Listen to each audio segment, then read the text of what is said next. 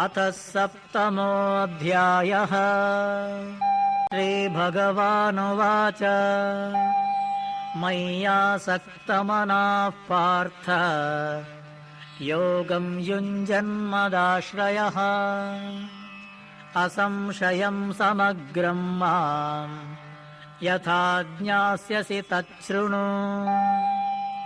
ज्ञानं तेऽहं सविज्ञानम् इदं वक्ष्याम्यशेषतः यज्ञात्वा नेह भूयोऽन्यत् ज्ञातव्यमवशिष्यते। मनुष्याणां सहस्रेषु कश्चिद्यतति सिद्धये यततामपि सिद्धानां कश्चिन्मां वेत्ति तत्त्वतः। भूमिरापो नलो वायुः खं मनो बुद्धिरेव च अहङ्कार इतीयं मे भिन्ना प्रकृतिरष्टधा। अपरेयमितस्त्वन्या प्रकृतिं विद्धि मे पराम्। जीवभूतां महाबाहो ययेदन्धार्यते जगत् एतद्योनीनि भूतानि सर्वाणीत्युपधारय। अहं कृत्स्नस्य जगतः प्रभवः प्रलयस्तथा मत्तः परतरं नान्यत् किञ्चिदस्ति धनञ्जय। मयि सर्वमिदं प्रोतं सूत्रे मणिगणा इव। रसोऽहमप्सु कौन्तेय प्रभास्मि शशिसूर्ययोः। प्रणवः सर्ववेदेषु शब्दखे पौरुषं नृषु। पुण्यो गन्धः पृथिव्यां च तेजश्चास्मि विभावसौ। जीवनं सर्वभूतेषु तपश्चास्मि तपस्विषु। बीजं मां सर्वभूतानां विद्धि पार्थ सनातनम्।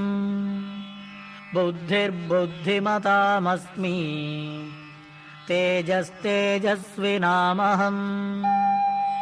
बलं बलवतां चाहं कामरागविवर्जितम्।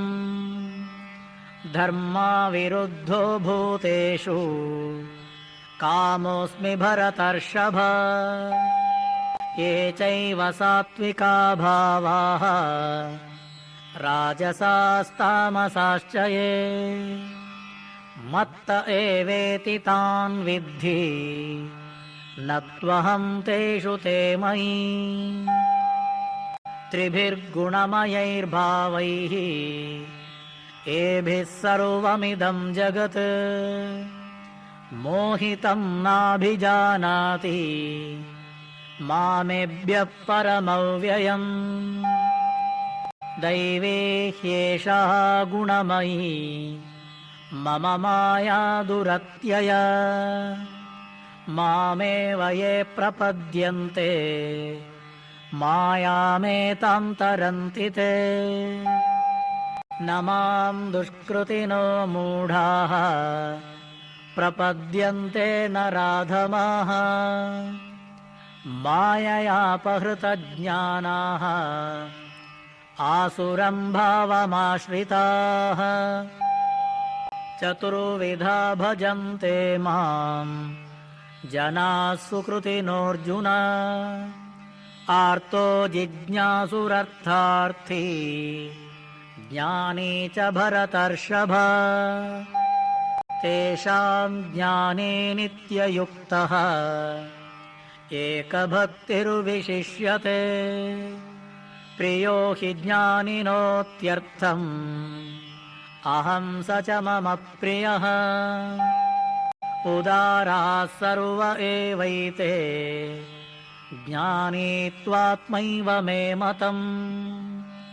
आस्थितः स हि युक्तात्मा मामेवानुत्तमां गतिम्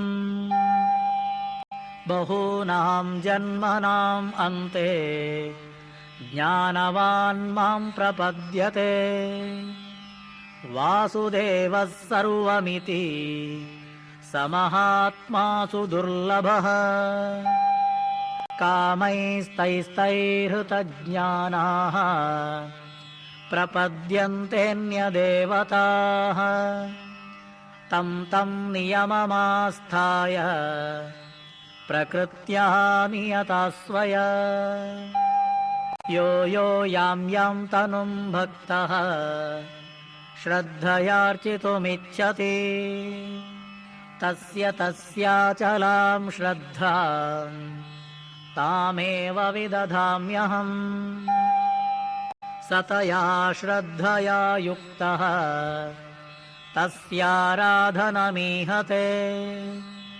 लभते च ततः कामान् मयैव विहितान् हितान् अन्तवत्तु फलं तेषां तद्भवत्यल्पमेधसाम् देवान् देवयजो यान्ति मद्भक्ता यान्ति मामपि अव्यक्तं व्यक्तिमापन्नं मन्यन्ते मामबुद्धयः परं भावमजानन्तः ममाव्ययमनुत्तमम् नाहं प्रकाश सर्वस्य योगमाया समावृतः मूढोऽयं नाभिजानाति लोको मामजमव्ययम् वेदाहं समतीतानि वर्तमानानि चार्जुन भविष्याणि च भूतानि मां तु वेद न कश्चन इच्छाद्वेषसमुत्थेन द्वन्द्वमोहेन भारत सर्वभूतानि सम्मोहम् सर्गे यान्ति परं तप येषां त्वन्तगतं पापम् जनानां पुण्यकर्मणां ते द्वन्द्वमोहनिर्मुक्ताः भजन्ते मां दृढव्रताः जरामरणमोक्षाय